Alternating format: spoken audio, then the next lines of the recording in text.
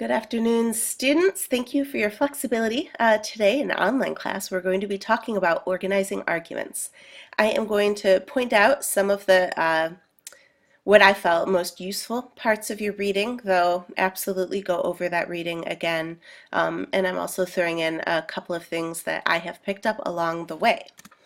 So, let's see. There we go. Today's goal, obviously, is to develop strategies for organizing your argument essay. A couple of reminders. You asked for some touch points, so you should have 4 pages of your essay finished by the end of this week. So make that your goal. And by the end of the week of March 4th, that's the week before spring break, you should have as close to a full draft as possible. And you're going to bring that with you to your conference with me. It's going to be a one-on-one conference, and you'll have the opportunity to ask questions, show what you've accomplished, that sort of thing. All right, so when you are organizing your argument, some things to think about before you even start organizing. First of all, assume your reader has an attention span about the length of a goldfish's attention span. It's not because your reader isn't smart. Your reader, I'm sure, is quite brilliant, but think about all the distractions that are available. And you want something from your reader, right? They don't necessarily want anything from you, but you want to persuade them. So you're going to want to make it as easy as possible for your reader to follow your argument. So keep that little goldfish in your mind as you organize your essay. You want to try to reduce your reader's cognitive load as much as possible. Try to make this really, really easy for them to follow your argument. And make sure that no part of your essay is wasted. We don't need the filler words or the filler sections. Make sure each part of the essay is doing its fair share. It's doing some work. Every sentence, every paragraph is leading up to, the ultimate kind of crux of your argument. And before you start writing, remind yourself, okay, what is my rhetorical situation? What's my purpose in writing this? What do I want to achieve? What kind of persona do I want to have? What do I want my reader to believe about me, or how do I want my reader to perceive me? And of course, that has to do with who your audience is. What is their stance toward this subject matter? Are they predisposed to agree or disagree? What values do they share with you? Also think about how writers usually organize this kind of argument. Now you're writing an academic essay for this project, so think about how academic essays are often organized. And lastly, think about which way to present your research and results makes the most sense. So some advice, some concrete advice for organizing this project. I have found that switching modes will help me, especially when I have a whole lot of information and I'm not sure what to do with it.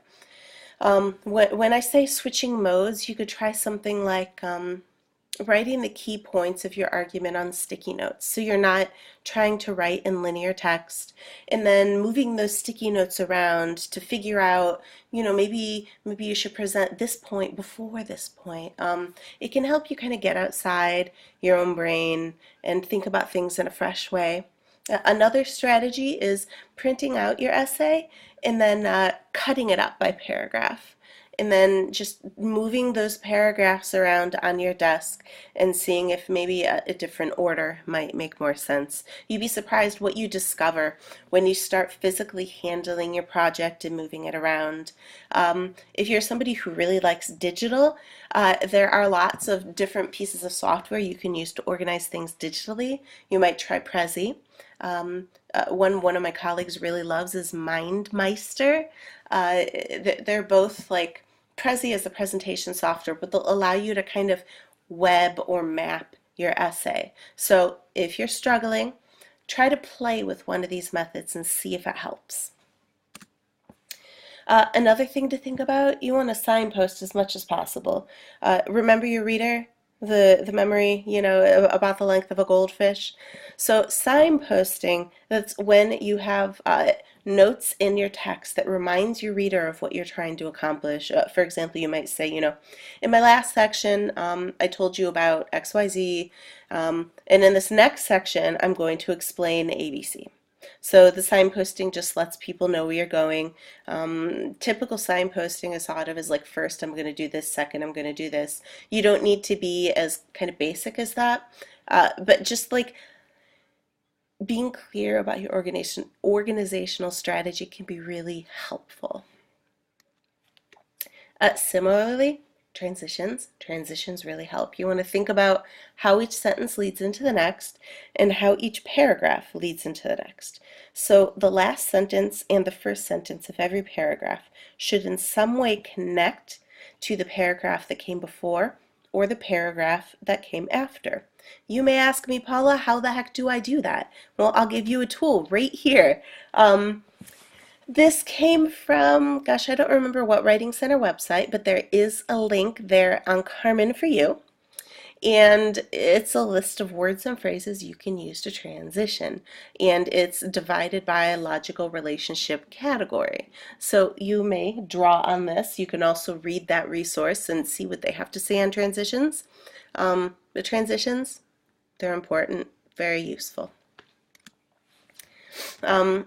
Something else you can do, and this is from your reading, on So What, page 175. I'm going to flip to that here in my book.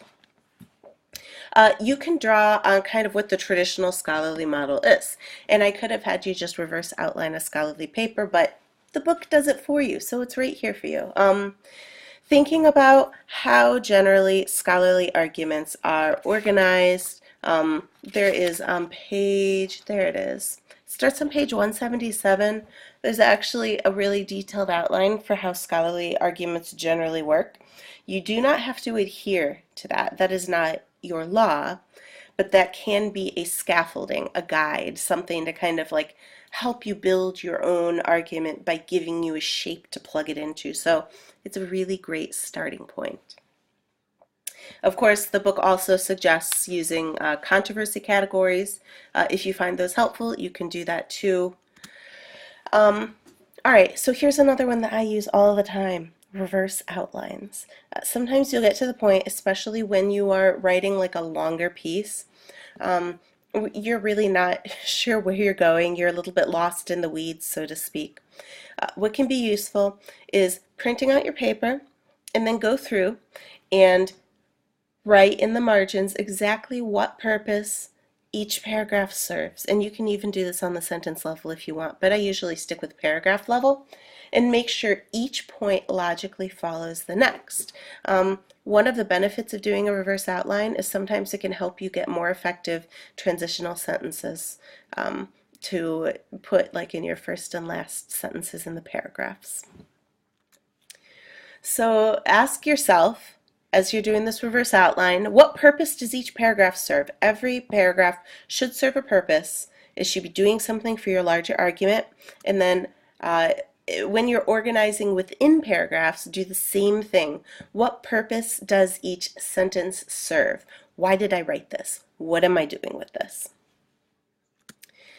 The last piece of advice I want to give you, many people attribute this quote to William Faulkner, though there's some debate as to who said it, but the idea is you have to be okay with killing your darlings in writing.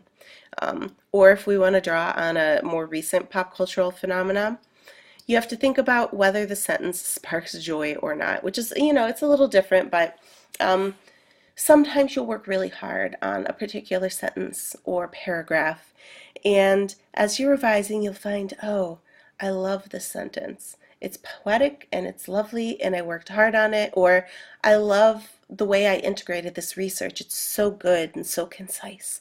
But you might find that that particular sentence or piece of research isn't useful anymore. You have to be okay with killing your darling, letting it go. Just let it go. It is not sparking joy within the context of your larger argument. So be okay with cutting things. It's okay if your essay gets a little longer, it will flesh out again. Again, your reader, Assume that they have the attention span of a goldfish and make it as easy as possible to persuade them, for them to pay attention to what it is you have to say. You're writing about it because you feel like it's important. So show them it's important by putting care into organizing your argument. Okay, so last thing, what's next? You are going to show what you know. I want you to go to Carmen and go to the discussion forums, and I have an exercise for you so that you can start applying some of these strategies we've talked about. And once that's finished, you are finished for the day. Keep working on your essay. I will see you in class on Wednesday, God willing. Take care.